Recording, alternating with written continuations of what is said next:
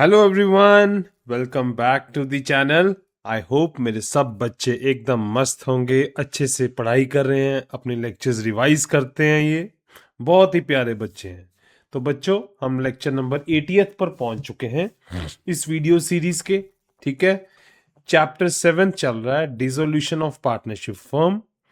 इस वीडियो में हम देखेंगे various rules regarding realisation of assets and liabilities. पिछले लेक्चर में ऑल्दो मैंने सब कुछ बता दिया था, बट इसमें थोड़ा सा डिटेल में चलेंगे कि टैंजिबल इनटैंजिबल एसेट्स को कैसे डील करना है, लाइबिलिटीज को कैसे डील करना है बच्चों। ठीक है, प्रैक्टिकली क्वेश्चंस, अगर क्वेश्चन में कुछ और दिया है तो हमें किस तरीके से उसको हैंडल करना है। तो कुछ प्रैक्टिकल रूल्स देखेंगे realisation of assets and liabilities के। बहुत ही इंटरेस्टिंग टॉपिक होने वाला है, छोटा सा टॉपिक है। आप कॉपी पेन निकाल लो और मजे से बस पढ़ते जाओ, तो आनंद लो इस लेक्चर का।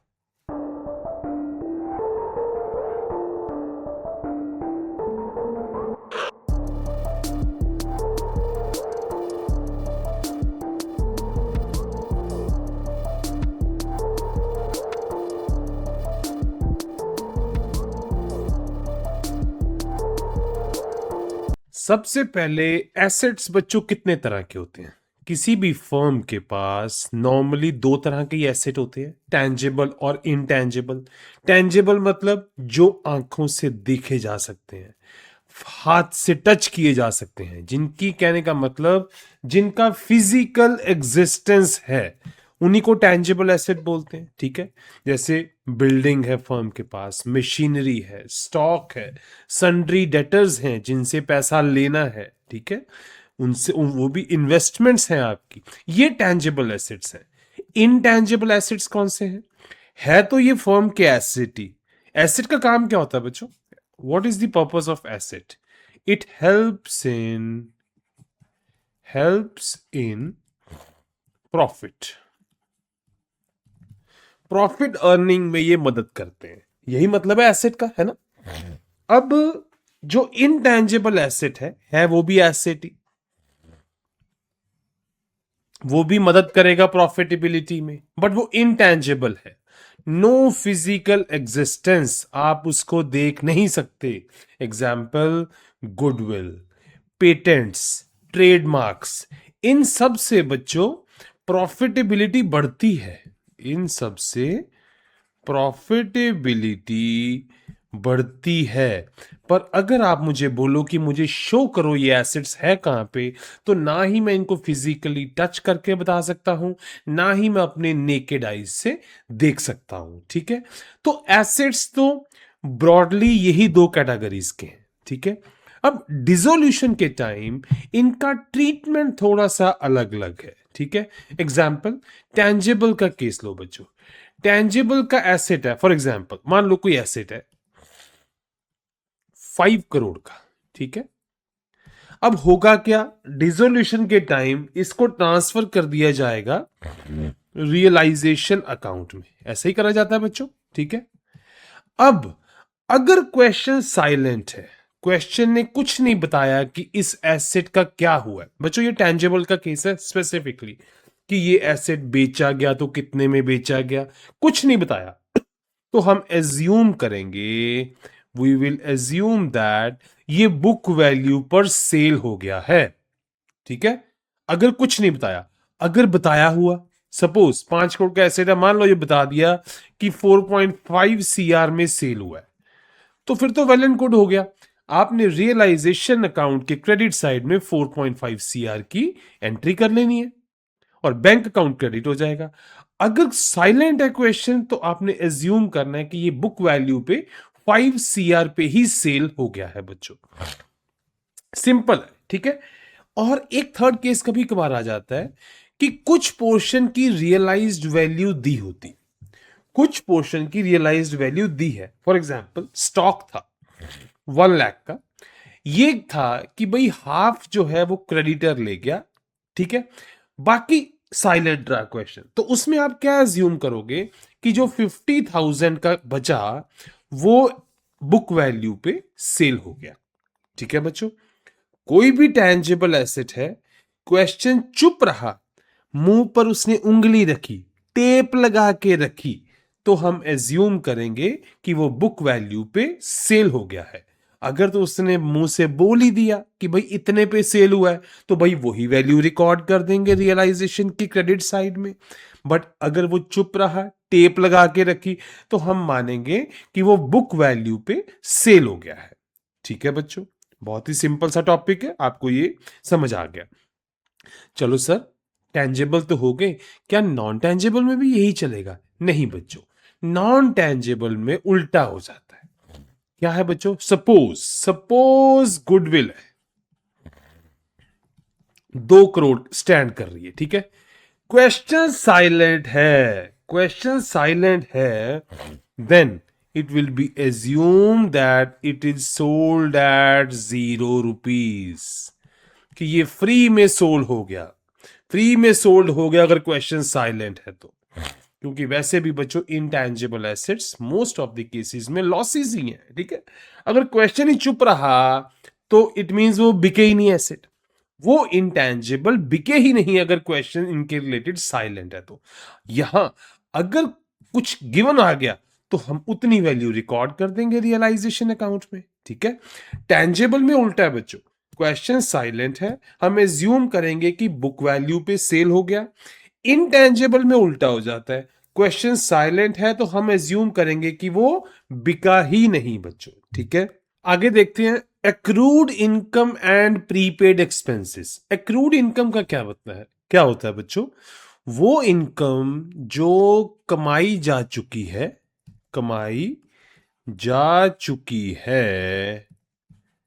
बट अभी पे नहीं हुई। सर एग्जाम्पल दे के समझाओ। मान लो बच्चों, एक फर्म 1 लाख रुपए का लोन देती है, ठीक है, 10% के हिसाब से, 10% के हिसाब से किसी को लोन देती है, ठीक है। अब होगा क्या, 31 मार्च फॉर एग्जाम्पल 25 को मैचिंग प्रिंसिपल के अकॉर्डिंग, ठीक है, इसको बुक्स में एंट्री लेनी पड़ेगी कि इसको पैसा मिल गया। मींस ये 10% एज अ बुक्स में एंट्री लेगा, ठीक है। बट अभी ये ट्रांसफर हुआ नहीं है, तो देयरफॉर ये कहां पे शो होगा?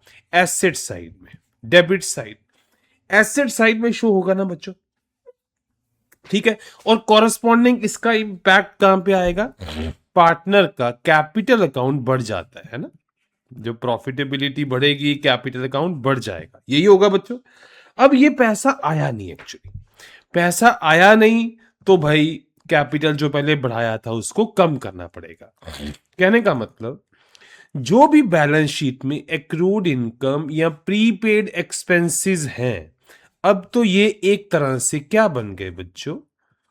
ये है fictitious assets, means we can not monetise them, ठीक है बच्चों। तो इनको तो अपन ट्रांसफर करेंगे नहीं रियलाइजेशन में, तो फिर करेंगे क्या? ये डेबिट साइड में है, डायरेक्टली पार्टनर कैपिटल में डेबिट साइड में शिफ्ट कर देंगे। मींस दीज आर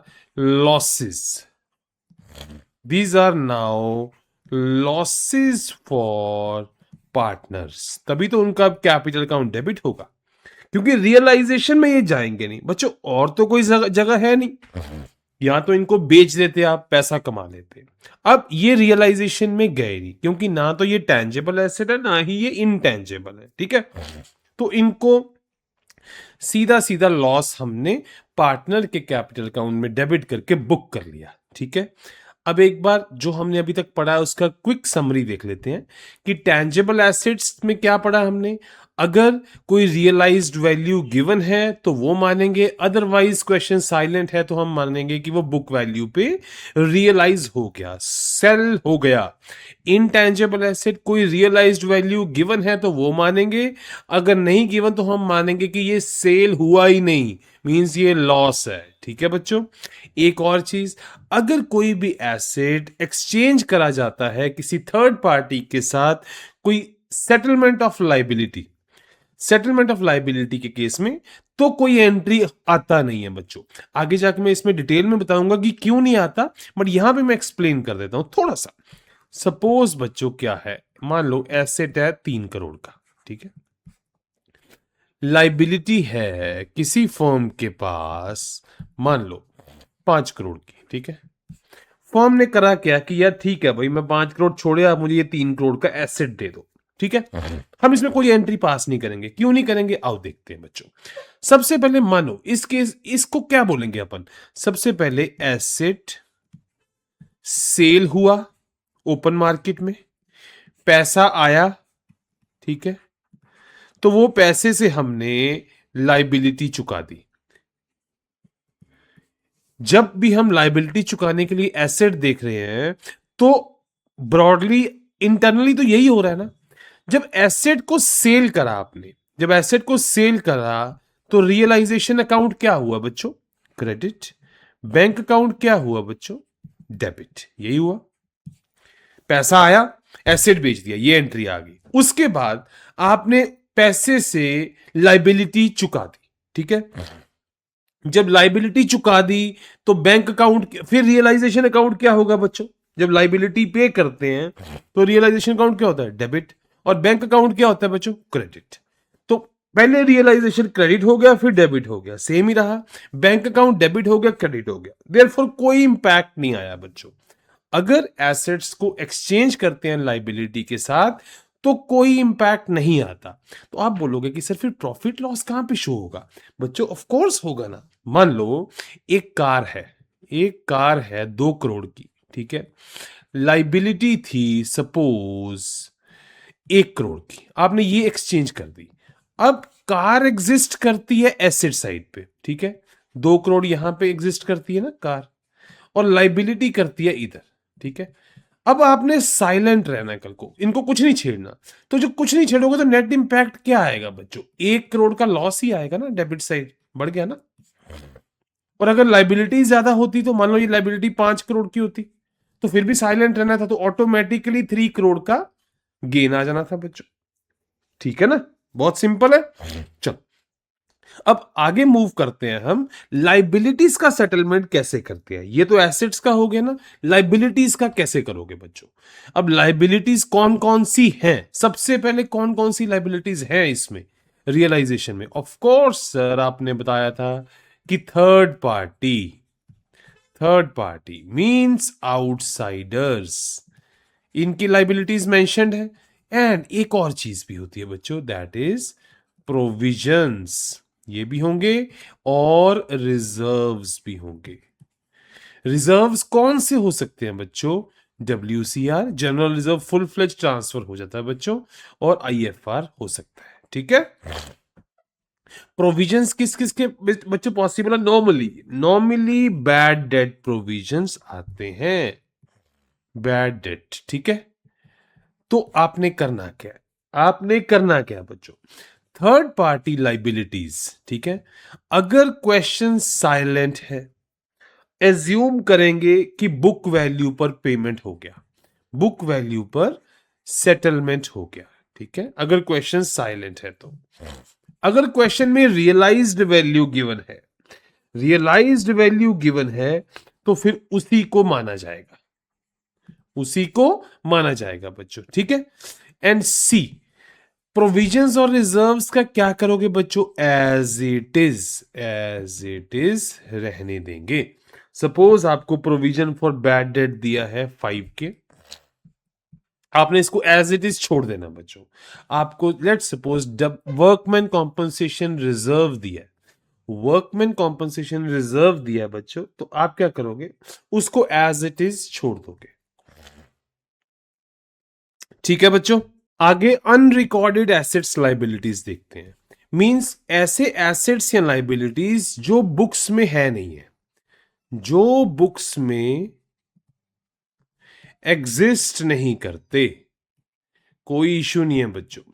अगर बुक्स में एग्जिस्ट नहीं करते, मान लो कोई एसेट आ गया 2 करोड़ का, बुक्स में था नहीं, आपने बेच दिया, कोई इशू नहीं है, बेच दिया, प्रॉफिट हुआ, रियलाइजेशन के क्रेडिट साइड एंट्री कर दो, बैंक अकाउंट के डेबिट साइड एंट्री कर दो, सिंपल। ठीक है।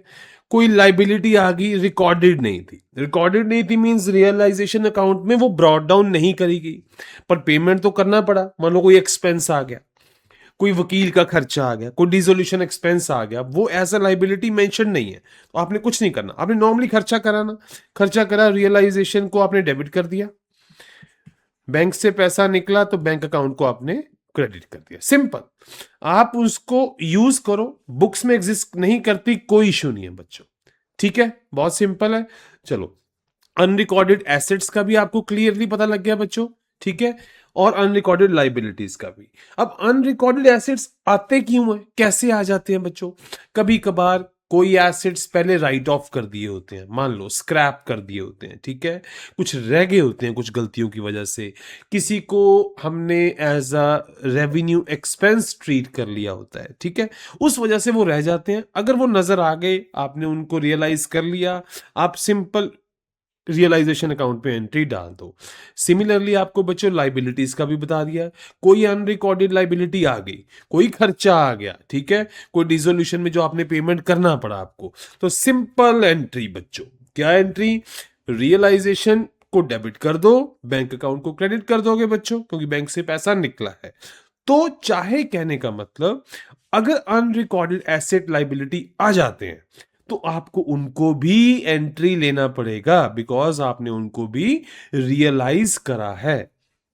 ठीक है, एक बार क्विक नोट देख लेते हैं। Unrecorded asset liabilities, those which exist but are outside the books, है तो है पर बुक्स में नहीं है, बुक्स के बाहर है। डिसोल्यूशन पर उनका रियलाइजेशन भी हो सकता है। ठीक है, एसेट्स को आप सेल कर सकते हो, लाइबिलिटीज को पे कर सकते हो। अच्छा, उनका एक्सचेंज भी हो सकता है बच्चों, किसी थर्ड पार्टी के साथ भी एक्सचेंज हो सकता है, या फिर पार्टनर के साथ भी एक्सचेंज हो सकता है। मतलब अब आपने सब के सब ट्रीटमेंट वैसे ही करने हैं जैसे जो एसेट्स और लाइबिलिटीज बुक्स में एग्जिस्ट करती हैं उनके साथ आप डील करते हो, इनके साथ भी वैसे ही करना है, इनके साथ सौतेला व्यवहार नहीं करना बच्चों। ठीक है, छोटी सी एग्जांपल बताता हूं आपको। मान लो कोई अनरिकॉर्डेड एसेट था, फर्नीचर, ठीक है, पहले से राइट ऑफ कर दिया था, अब आपको डिसोल्यूशन पे वो नजर आ गया पर बुक्स में एग्जिस्ट नहीं करता, आपने वो बेच दिया 10,000 से, बेच दिया, बल्ले बल्ले होगी, प्रॉफिट ही हो गया ना बच्चों। इट मींस 10,000 का आपको प्रॉफिट ही हुआ है, क्योंकि वो बुक्स में तो एग्जिस्ट नहीं करता। तो बच्चों प्रॉफिट हुआ तो आपने रियलाइजेशन के क्रेडिट साइड में एंट्री कर दी। सर प्रॉफिट आएगा कैसे, क्यों नहीं आएगा बच्चों? देखो, मान लो ये रियलाइजेशन अकाउंट है, ठीक है, ये क्रेडिट साइड है, ये डेबिट साइड है, ठीक है।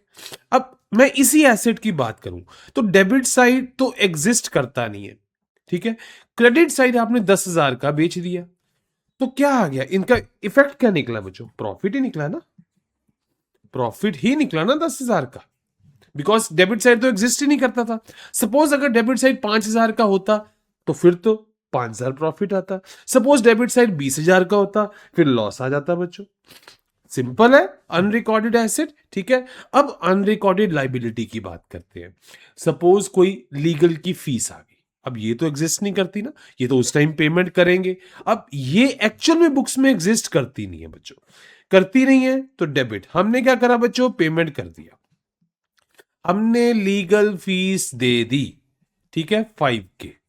तो फाइनली जब आप इसका इफेक्ट देखोगे, अब इधर क्या है, 0, तो इफेक्ट क्या देखोगे, लॉस, 5,000 का ये सीधा लॉस ही है। ठीक है, ये फाइनली पार्टनर को बियर करना पड़ेगा। ठीक है, तो इसमें एंट्री क्या होगा बच्चों, रियलाइजेशन के डेबिट साइड में एंट्री आएगा ना जब भी पेमेंट करोगे, और जब फर्म ने अपने बैंक खाते से पेमेंट करा तो आप उसको बैंक अकाउंट उसका क्रेडिट कर दोगे, बिकॉज अकाउंट कम होता है तो क्रेडिट होता है, जब बैंक अकाउंट बढ़ता है तो डेबिट होता है, बिकॉज एसेट्स जो हैं उनका डेबिट बैलेंस होता है। ठीक है, अच्छा ये तो था कि बैंक अकाउंट से ट्रीटमेंट हो रहा है, अब ये भी तो हो सकता है कि पार्टनर्स डील कर लें, पार्टनर कह दे मुझे दे दो भाई।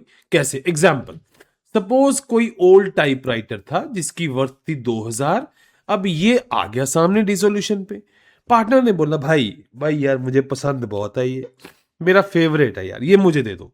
कंपनी फर्म बोलेगी ले ले भाई, तू ले ले, तेरे से हमने कैपिटल से जो पैसा लेना है हम तेरा 2,000 उसमें से काट लेते हैं। फर्म फर्म कौन सा फ्री में दे रही है। फर्म ने बोला तू 2,000 का है, तू मेरे से ले ले 2,000 का, मैं तेरे कैपिटल से पैसा काट लेती हूं। तो उसने करा क्या बच्चों, रियलाइज पार्टनर के कैपिटल अकाउंट से 2,000 डेबिट कर दिया।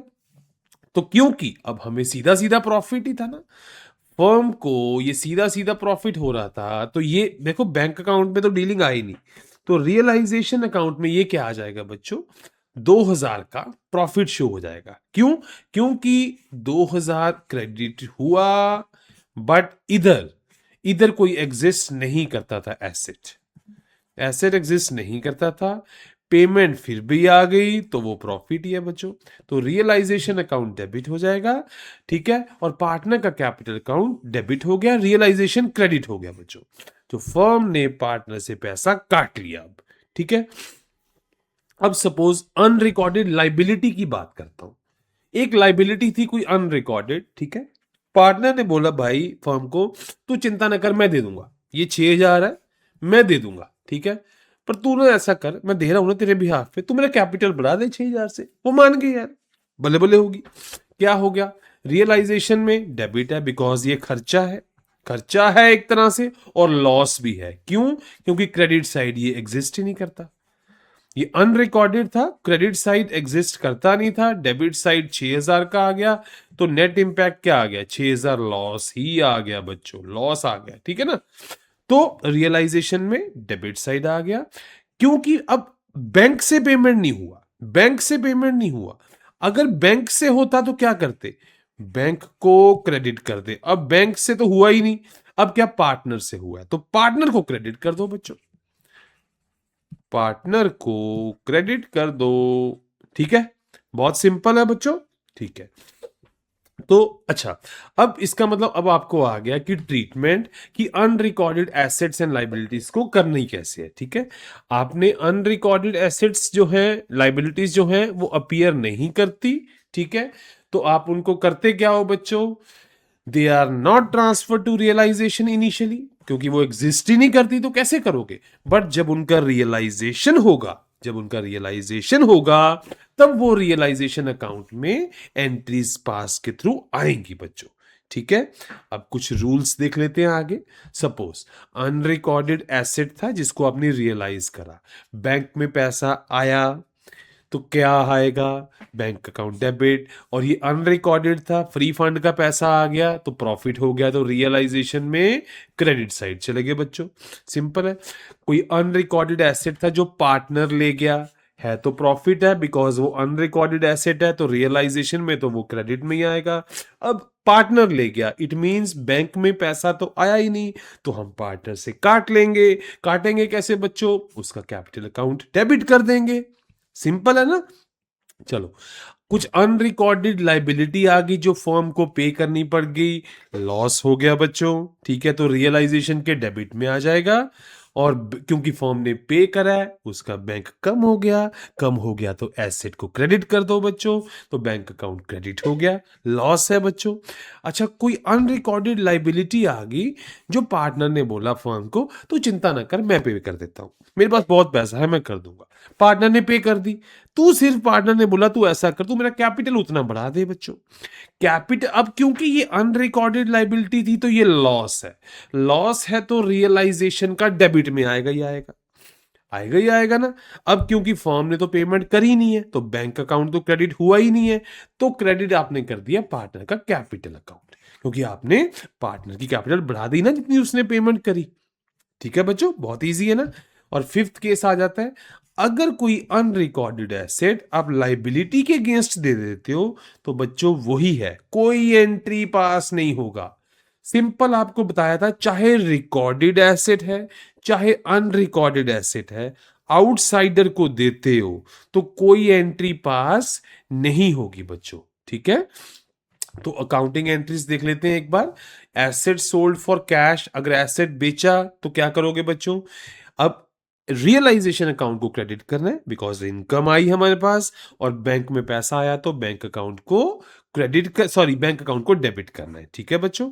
अच्छा, अगर एसेट कोई पार्टनर ले गया, वेल एंड गुड है, ले जाए बच्चों। जब पार्टनर ले गया तो रियलाइजेशन में क्रेडिट साइड आ जाएगा और पार्टनर के कैपिटल से पैसे हम काट लेंगे बच्चों, ठीक है।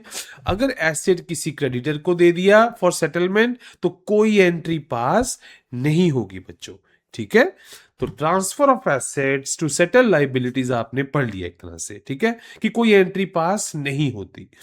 तो एक बार मैंने थोड़ी सी थ्योरी बनाई है, आप वो देख लो। Sometimes creditor accepts an asset, ठीक है, या पार्शली या फुली। तो जितना पोर्शन एक्सेप्ट हुआ उसकी कोई एंट्री नहीं होगी, ठीक है। जो बैलेंस बच जाएगा उसकी आप कर सकते हो। फॉर एग्जाम्पल बच्चों, सब एग्जाम्पल समझ लो। मान लो कोई एसेट है, मैं आपको नेक्स्ट पेज पे समझाता हूं जो बहुत इजी है। देखो, मान लो एसेट है 5 CR के, ठीक है। अब एसेट और लाइबिलिटीज का देखो एडजस्टमेंट है। थर्ड पार्टी लाइबिलिटी थी, थर्ड पार्टी लाइबिलिटी थी सपोज 6 CR की। रियलाइजेशन में कैसे कैसे शो होगा बच्चों, यहां पे डेबिट, यहां पे क्रेडिट, ठीक है। 5 CR आएगा यहां पे, लाइबिलिटी में 6 CR। अब कंडीशन ये हुई, बंदे ने बोला कि भाई मैं 50% लाइबिलिटी के अगेंस्ट ही तेरा सारे का सारा एसेट ले लूंगा। मींस मैं यहां पे 6 CR को ऐसे शो करता हूं 50%, 3 CR के अगेंस्ट 5 CR का आ गया। मींस 2 करोड़ का तो सीधा ही प्रॉफिट आ गया। और जो बाकी कहता 3 CR बच गया ना, वो तो मुझे पेमेंट कर दियो। तो वो क्या होगा बच्चों, जब उसका पेमेंट करेंगे तो रियलाइजेशन के डेबिट साइड एंट्री आ जाएगी। तो आप करके देखो ये क्या क्या आएगा, यहां पे 8 CR आ गया, यहां पे 6 CR आ गया। तो सीधे का सीधा बच्चों 2 करोड़ का, यहां पे सीधे का 2 करोड़ नुकसान है, सॉरी बेनिफिट नहीं है, ये नुकसान है बच्चों। जब भी आपने 3 CR लाइबिलिटी के अगेंस्ट 5 CR का आपने एसेट दे दिया तो नुकसान ही हुआ ना 2 CR का। तो ये इस तरीके से आएगा बच्चों, ठीक है। अब कुछ भी हो सकता था, मतलब जैसे मर्जी कर लो आप। सिंपल, जो पोर्शन एक्सचेंज करा है उसकी कोई एंट्री नहीं होगी। जो पोर्शन आपने एक्सचेंज करा है उसकी कोई एंट्री नहीं होगी। जो पोर्शन बाकी बकाया रह गया, जिसकी पेमेंट एक्चुअल में कर दी आपने, उसकी एंट्री हो जाएगी, ठीक है। अब देखते हैं accounting entries of settlement of liabilities क्या आएगा। मोड ऑफ सेटलमेंट, अगर फर्म लाइबिलिटी को पे करती है, फर्म के अकाउंट से पैसा निकला तो बैंक अकाउंट क्रेडिट हो जाएगा। रियलाइजेशन में फर्म के खर्चे शो करने पड़ेंगे बच्चों, तो ये उसके डेबिट साइड में आ जाएगा, ठीक है। अगर कोई फर्म ने खर्चा करा तो वो रियलाइजेशन के डेबिट में आएगा ही आएगा। अब वो खर्चा चाहे बैंक के थ्रू भी कर सकती है या उसका पार्टनर भी कर सकता है उसके बिहाफ पर। तो अगर बच्चों पार्टनर ने कर दिया मान लो फर्म के बिहाफ पे, कोई बात नहीं, रियलाइजेशन में तो आना ही आना है, ठीक है। तो अब बैंक में क्रेडिट नहीं हुआ तो हमने पार्टनर को बेनिफिट दे दिया, उसका कैपिटल अकाउंट बढ़ा दिया बच्चों, ठीक है ना। तो बहुत सिंपल था ये टॉपिक। सिंपल, इसमें आपने बच्चों ये याद रखना है, टेंजेबल एसेट्स हैं, क्वेश्चन साइलेंट है तो बुक वैल्यू पे रियलाइज होंगे। क्वेश्चन ने कुछ बोल दिया, रियलाइज्ड वैल्यू दे दी तो उस पे रियलाइज हो जाएंगे बच्चों। और इनटेंजेबल है तो क्वेश्चन साइलेंट है तो इट मींस वो रियलाइज नहीं हुए, वो लॉसेज ही रहेंगे, वो एज इट इज पड़े रहेंगे बच्चों, ठीक है। तो वो ऑटोमेटिकली लॉस में आ जाएंगे, है ना। तो अब लाइबिलिटीज की बात करें, थर्ड पार्टी लाइबिलिटी के रिलेटेड अगर क्वेश्चन साइलेंट है तो मतलब वो बुक वैल्यू पे कर दी गई है, ठीक है। और भी जो प्रोविजंस है उसको आप एज इट इज छोड़ दोगे बच्चों, ठीक है। तो आई होप बच्चों ये आपको क्लियर हुआ होगा। फिर भी कोई डाउट रह जाए, आपका भाई बैठा है, आपने कमेंट सेक्शन में पूछना है, आपको सारे आंसर्स मिलेंगे। और अगर ये वीडियो वैल्यूएबल लगा है, इसको अपने फ्रेंड्स एंड फैमिली के साथ भी शेयर करें सो दैट वो भी इस वैल्यूएबल कंटेंट का बेनिफिट उठा सकें। और चैनल को सब्सक्राइब जरूर करना है, वही हमारी मोटिवेशन है। लाइक भी करना है, बेल आइकन भी प्रेस करना है बच्चों। चलो अब थैंक यू सो मच, अब मिलते हैं नेक्स्ट वीडियो में।